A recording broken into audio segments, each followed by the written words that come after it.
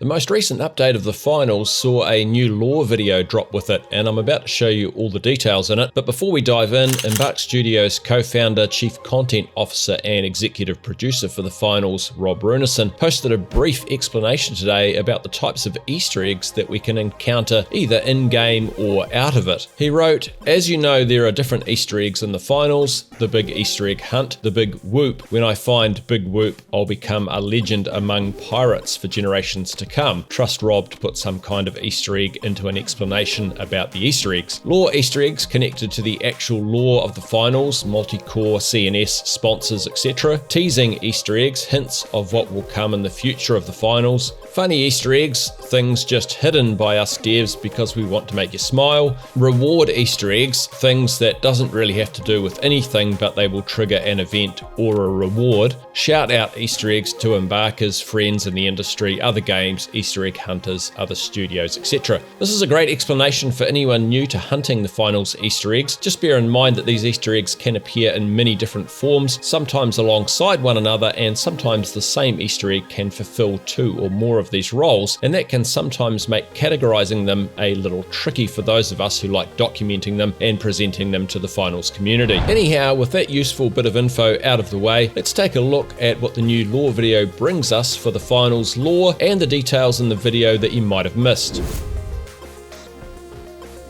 Let's play the whole video for you first and then we'll go into the details. Feel free to skip ahead to the next video chapter if you've already seen it. And Vaya recommends rebooting the whole system. The whole system, Scotty! I mean, if it's the only way to stabilize everything. If they hit that reset button... We have no choice, June. The showrunners are losing control and something needs to be done. I'm telling you, Scotty, the AI won't just sit back and let him go through with this. You mean... We built that thing. It can't stop us. It can take us anywhere.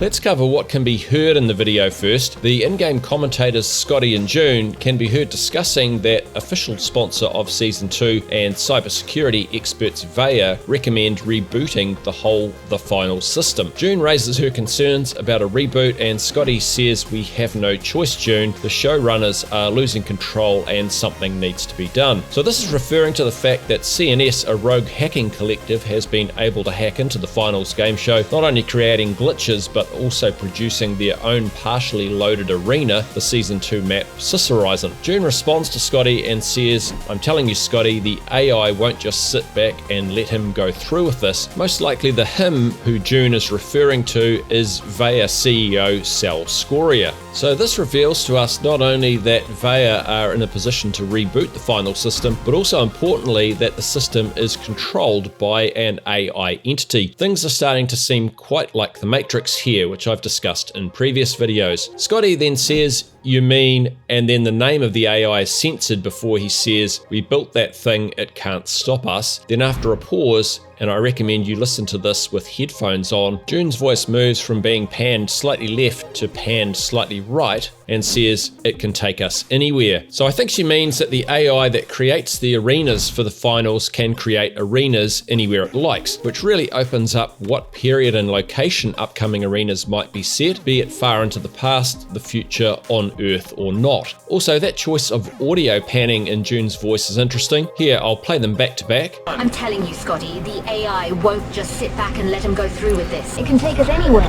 It really conveys that sense of movement that she talks about when she says it can take us anywhere. So we can expect some widely varying map locations, but what about images hidden in the lore video? There's a mixture of hidden images and text, many of which appear upside down or even sideways. Much of the text is unreadable, but at 2 seconds into the video, this line appears to read /the finals, then 2 words that are probably too hard to read, then the words boss battle, and then the boss shown as final boss and difficulty shown as nightmare. Then the next line reads maybe establish final boss in nightmare difficulty, then the line after that, error, final boss not responding, AI subsystem failure. I don't know about you, but that seems like a welcome error message to me. A couple of frames later, we have a line that reads, "Exiting the finals VR, system shutdown initiated due to critical errors." Less than half a second after that, if we rotate the frame 180 degrees, we can see what is definitely a car seen from a distance. This kind of has a 911 Porsche look about it. Now, I can't work out what it's sitting on, maybe a double level road with other vehicles down here. We've possibly seen vehicles hidden in previous lore videos, and there were definitely vehicles in the very first teaser trailer for the finals. Additionally, in early April, when asked about the absence of vehicles following them being in that teaser, Rob Brunison wrote in the Discord that we need to make a better physics implementation. They were not fun enough to drive, but like I always say, all the best games have dragons, vehicles, and mechs. So vehicles could be coming to the finals in the future. At the 3-second mark in the video, we have this symbol which looks like a rising sun motif. This potentially adds to other clues that all point to a map located in Japan for the finals season 3. Those other clues are samurai outfits appearing in the closed alpha for the game and an additional artwork,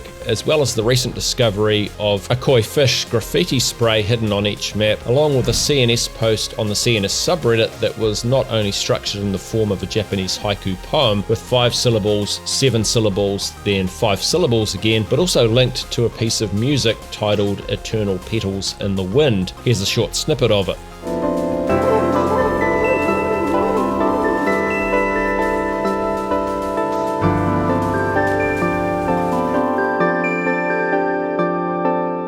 It has very Japanese vibes, right? Not only do I think these things all point to a map located in Japan for Season 3, but I think most likely they suggest a traditional or period piece map set in feudal Japan. Next we see an image which, when rotated 90 degrees, is clearly the base of a statue lying on the ground. Unfortunately, we can't see what map it's resting in. Then on the top right here, the images cycle through the TV test screen that we've seen before, associated with CNS messages and the letters N and S, so a little CNS related sequence there. Then we have a frame with 3 images in it. Bottom left looks like one of the buildings from the Monaco map or Skyway Stadium. Top right, and there's a risk of falling into a confirmation bias here, but this part of the image looks like a Japanese pergola with uprights here and its pointed roof here. This image on the left is really interesting. I think it's upside down because this looks like sky, so let's flip it. On the right here is what looks like a red brick house, maybe with 2 levels, with faint white window frames here, and perhaps a chimney back here. Note the uniquely shaped gable, which goes up at an angle, is then kind of flat on top, but protruding higher than the roof behind it, and then sloping down the other side. These are commonly described as Dutch houses, and while they can be found in many places around the world, there's particularly great examples here in the Dutch quarter of Potsdam, very close to Berlin, Germany. You can really see the similarity in the shape of the roof lines here with the image in the video. In addition to the houses, there appears to be a large structure in the background, and we could actually suppose that this might be this church that's right in the Dutch quarter of Potsdam, or if Embark are happy to take a little more artistic license and mix parts of Berlin and Potsdam together, maybe this could be the Brandenburg Gate. Anyhow, this image definitely grabbed my attention as a possible hint for a future map.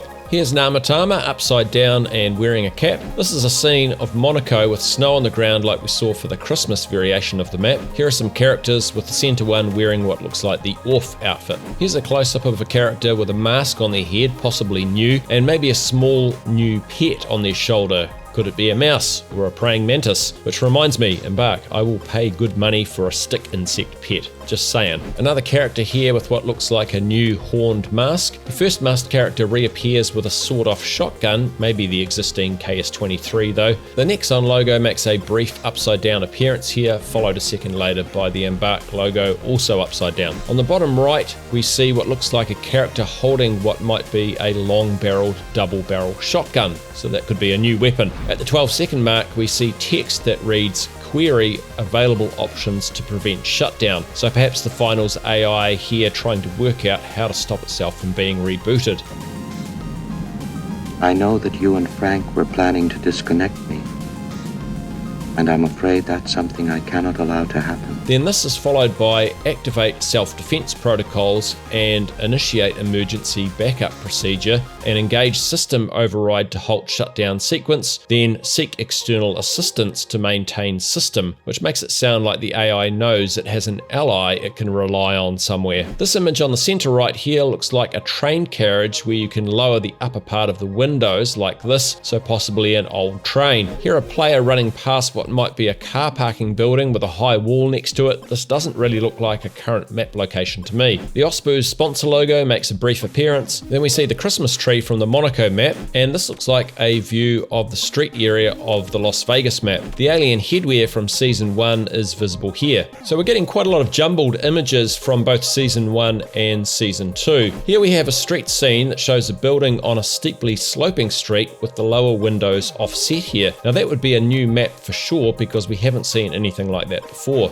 And here we have a segment of the launch trailer where a character charged and slams through a wall. This is upside down and flipped horizontally in the lore video, so you can see how some of these are being disguised pretty well. There are also some sections of the video where we can read text very clearly, like here where it says terminal output Python execute random code. But near the end, there's a part that's more interesting, where it reads initializing neural pathways, compiling defense matrices, and activating threat detection algorithms, initializing counter-intrusion measures, and what looks like initiating lockdown procedures, intrusion detected, unauthorized access attempted. So the AI that controls the finals definitely seems intent on protecting itself. So that covers the lore video. Essentially, it tells us that the AI that runs the finals might be going to determine its own future. Text about the final boss is also pretty intriguing, and we might have even had a few images that hint at possible future locations the finals might take us. I'll bring you videos on other Easter eggs in the finals very soon, but in the meantime, thanks for watching this video to the end. Do the usual YouTube business if you want to see more videos from me from now on. Give a like or comment as you see fit, and enjoy the rest of your day. Kia kaha, stay strong. Everybody knows the world ain't right. Down on your knees,